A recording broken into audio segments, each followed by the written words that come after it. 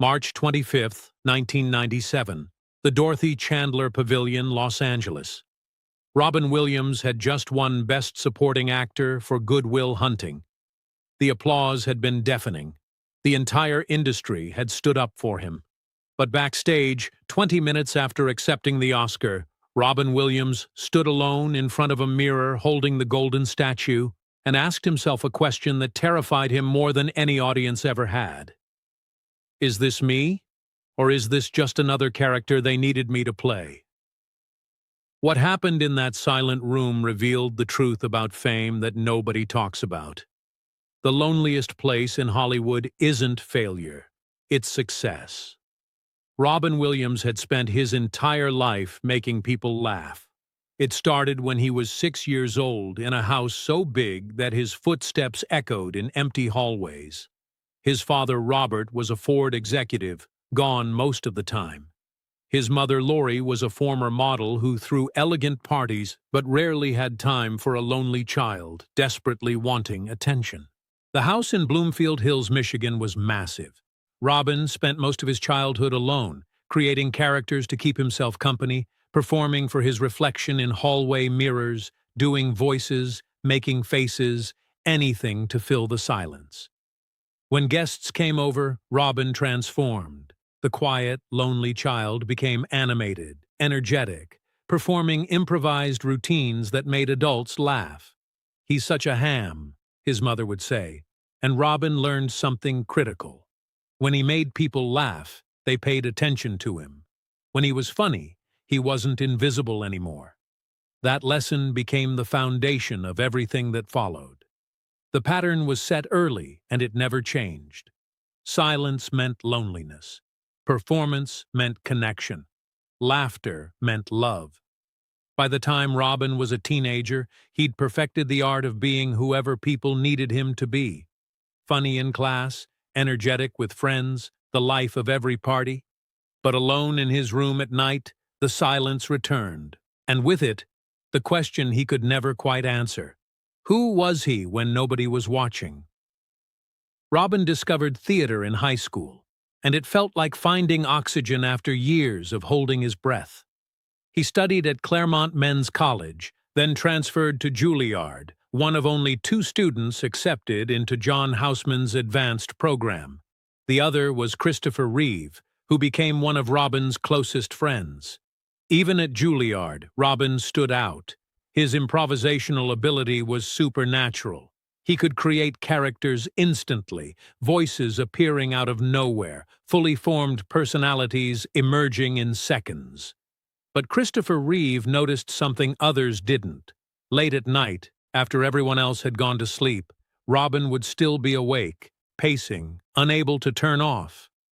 "You need to rest," Chris would tell him. "I can't," Robin would say. "When I stop, when I'm quiet, I don't know who I am anymore." After Juilliard, Robin moved to San Francisco and discovered the stand-up comedy scene. This was the mid-1970s, the golden age of comedy clubs, when the Holy City Zoo and the Intersection were breeding grounds for a new generation of comedians. Robin started performing, and within weeks, he was legendary. His sets weren't just comedy, they were chaos, brilliance, stream of consciousness genius that left audiences breathless.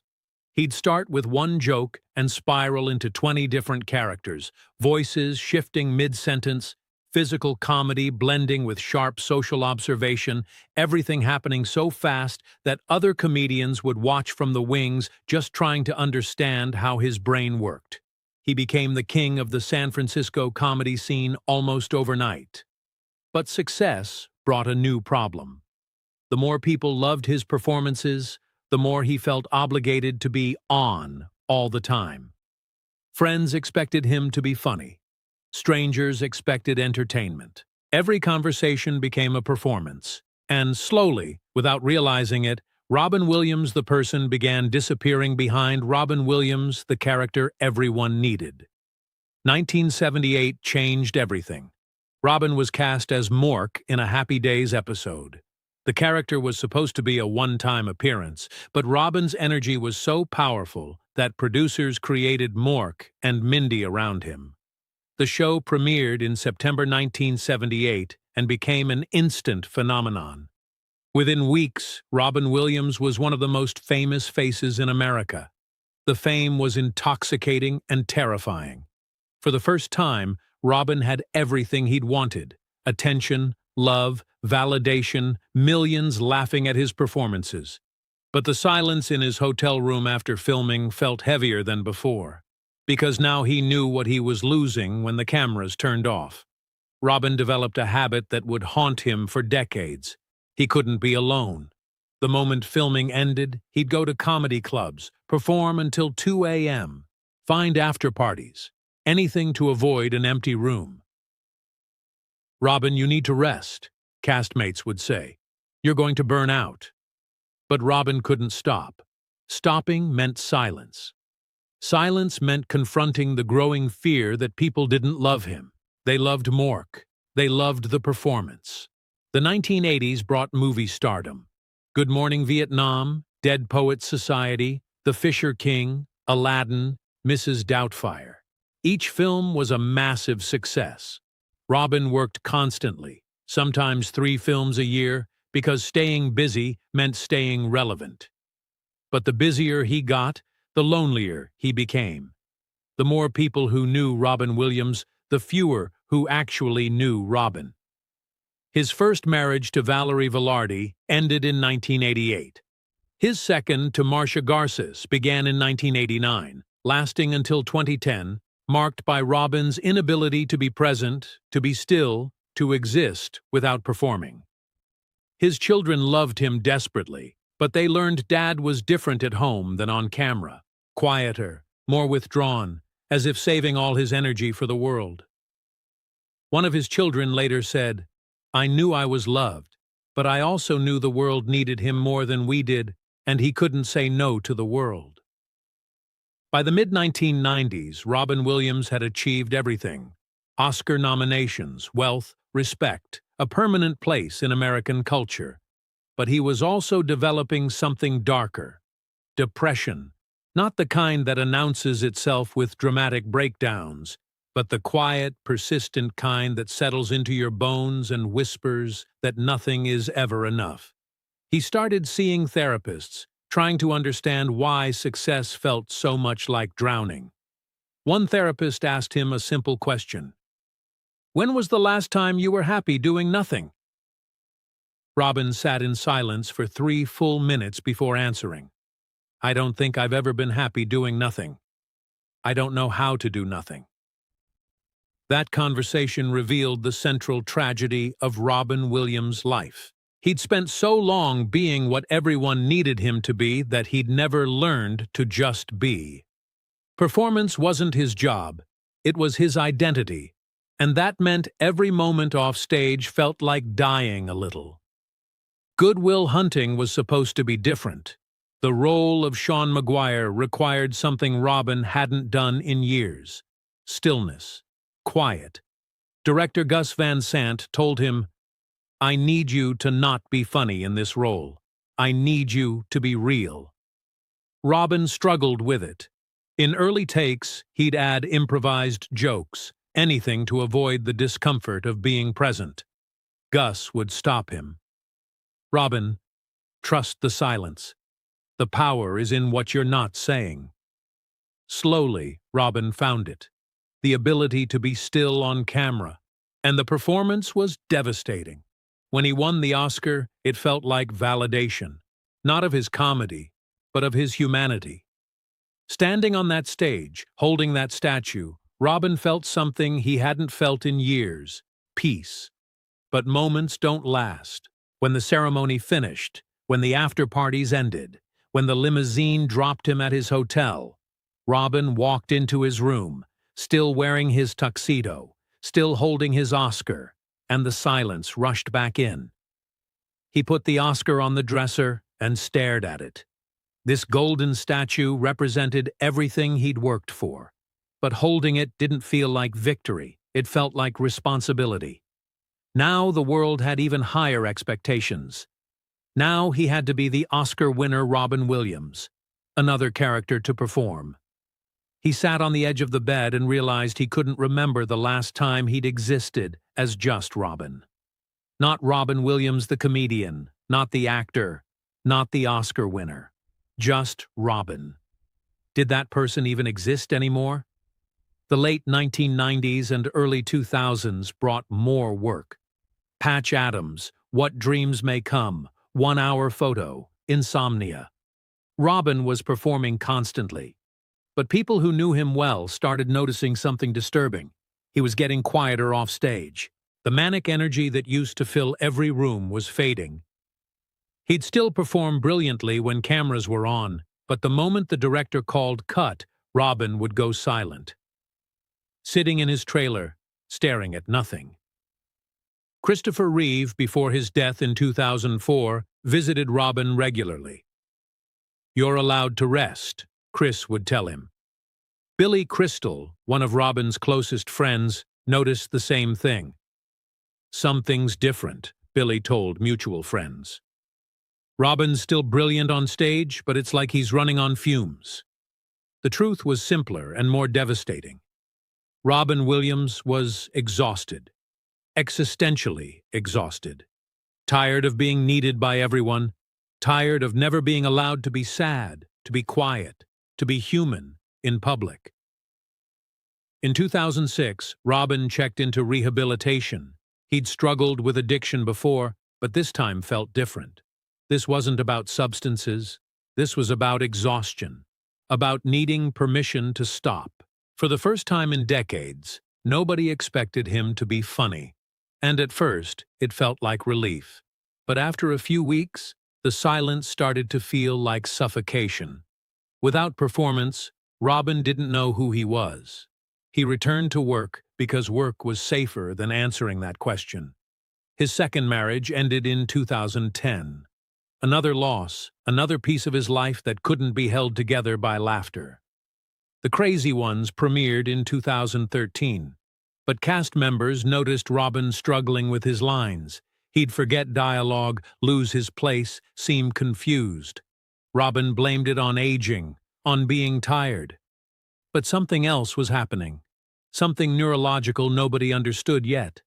What nobody knew, what wouldn't be discovered until after Robin's death, was that he was suffering from Lewy body dementia, a progressive brain disorder causing hallucinations, cognitive decline, severe anxiety, and depression. Every symptom he experienced, the memory problems, the paranoia, the sense that something was terribly wrong, all of it was the disease destroying his brain. For a man whose entire identity was built on control, losing control of his own mind was the ultimate nightmare. Friends who spoke to Robin in his final months describe a man who seemed haunted. Billy Crystal called him weeks before the end. "How are you, Robin?" "I don't know," Robin said quietly. "I honestly don't know." That conversation haunted Billy for years, because it was the first time he'd heard Robin admit he didn't have an answer. August 11th, 2014. Robin Williams died at his home in Paradise Cay, California. He was 63 years old. The news broke late in the afternoon, and within minutes, the entire world was grieving. Social media exploded with tributes. News channels ran 24-hour coverage. Celebrities, politicians, and millions of ordinary people shared stories about how Robin's performances had touched their lives, made them laugh, made them feel less alone. The irony was crushing. Robin Williams had spent his entire life making people feel less alone, while he himself had become increasingly isolated, trapped inside a brain that was betraying him, unable to share the depth of his pain because comedians aren't supposed to be the ones who need help. At the memorial service, Billy Crystal spoke. Robin's gift was that he could make you laugh when you needed it most. But the truth is, we needed him so much that we never asked if he needed us. That line broke something in the audience, because it was true. The world had needed Robin Williams, the performer, Robin Williams, the comedian, Robin Williams, the actor. But had anyone truly known Robin Williams, the person? Had anyone asked what he needed? Or had everyone, from childhood onward, simply expected him to be the one who gave? In the months after his death, Robin's widow Susan Schneider revealed the Lewy body dementia diagnosis. The autopsy showed his brain had been ravaged by the disease, explaining the cognitive decline, the anxiety, the sense that something was terribly wrong. It provided a medical explanation for his final struggles. But it didn't change the larger truth about Robin's life. Medical condition or not, Robin Williams had spent 6 decades performing, hiding, being what everyone needed him to be, and never learning how to simply exist as himself. His children spoke at various tributes, and their words revealed a complicated love. They adored their father, cherished the moments they had with him, but they also acknowledged that fame had taken him away from them in ways they couldn't fully articulate. One of his children said, "I got to see both sides of him. The dad who would do voices at breakfast and make us laugh until we couldn't breathe, and the dad who would sit quietly in his study, staring out the window, somewhere else entirely. And I never knew which version I was going to get." The film industry honored Robin with every tribute possible. Academy Awards dedicated segments to him. Film festivals showed retrospectives of his work. Critics wrote essays about his genius, his range, his ability to move seamlessly between comedy and drama. But the tributes always focused on the performances, the characters, the work. Very few talked about the person, because the person had always been invisible, hidden behind decades of laughter and brilliant improvisation. There's a scene in Good Will Hunting that feels prophetic now. Robin's character, Sean, tells Will, "You're not perfect, sport. And let me save you the suspense. This girl you've met, she's not perfect either. But the question is whether or not you're perfect for each other." It's a beautiful moment about accepting imperfection, about being known despite flaws. But Robin never allowed himself that grace. He spent his life trying to be perfect for everyone, performing flawlessly, hiding anything that might disappoint. And in doing so, he never got to discover if anyone could love the imperfect version, the real version, the version that struggled, that hurt, that didn't always have the answer. Years after his death, psychologists and mental health advocates began using Robin Williams as a case study for high-functioning depression. The kind of depression that doesn't look like the stereotypical image of someone unable to get out of bed.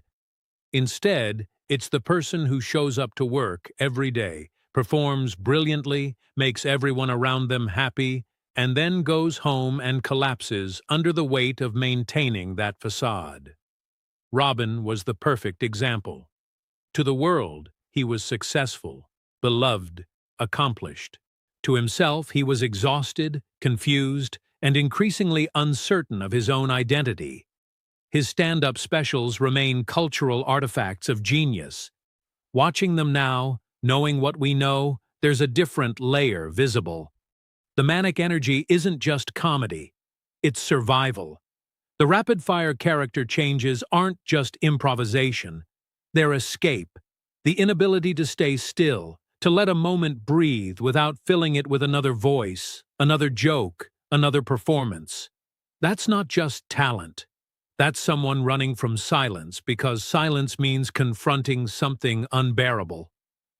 In his final years, Robin returned to small comedy clubs, performing unannounced sets like he'd done in the 1970s. People thought it was humility, a famous actor returning to his roots, but people who were there say it was something else. It was need. Robin needed to perform the way other people need oxygen. Without an audience, without laughter, he couldn't breathe. There's a story from 2013 where Robin showed up at a small club in San Francisco at 11 p.m. and performed for 90 minutes. When the club owner said they were closing, Robin asked for 5 more minutes. Then 5 more. Then 5 more.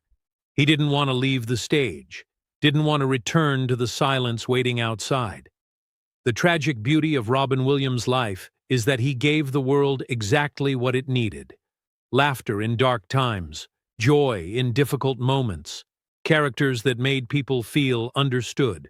Mrs. Doubtfire gave comfort to children of divorce. Dead Poets Society inspired generations to seize the day. Good Will Hunting told people it wasn't their fault. Aladdin gave us a genie who made wishes come true. Robin created all of that. He gave everything.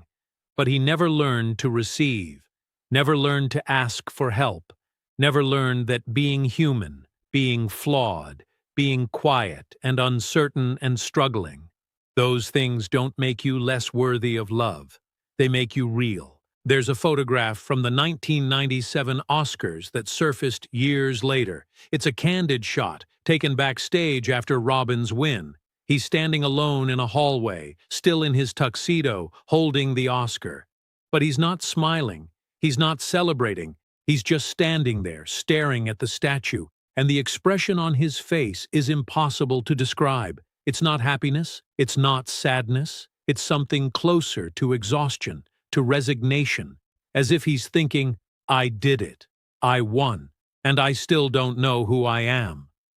That photograph captures the essential tragedy. Robin Williams could win an Oscar, could fill stadiums, could make millions of people laugh until they cried. But he couldn't answer the question that haunted him from childhood. The question that echoed through that enormous house in Michigan, through the comedy clubs in San Francisco, through the Hollywood sets and talk show stages and late-night hotel rooms. Who am I when nobody's watching? Who am I when I stop performing? The world never let him find out, and maybe more honestly, he never let himself find out. Because the answer might have been terrifying, it might have been ordinary, it might have been simply human. And for someone who'd spent a lifetime being extraordinary for everyone else, being human might have felt like failure. Robin Williams died believing he'd lost himself. But the truth is more complicated. You can't lose something you never had the chance to discover, and Robin never got that chance. From childhood onward, he learned that performance equals love, that laughter equals worth, that being needed means being valuable. Nobody ever told him that he could be loved without earning it, that he could be enough without performing. That silence wasn't emptiness, that rest wasn't weakness, that being human, with all its imperfections and struggles and quiet moments, was not just acceptable, but beautiful. The world lost Robin Williams on August 11, 2014. But Robin Williams lost Robin Williams long before that. Somewhere in the decades of performances, the characters, the voices, the laughter that never stopped, the person underneath disappeared. Not because he was weak, because he was so strong that he carried everyone else's need for joy, while his own need for peace went unanswered.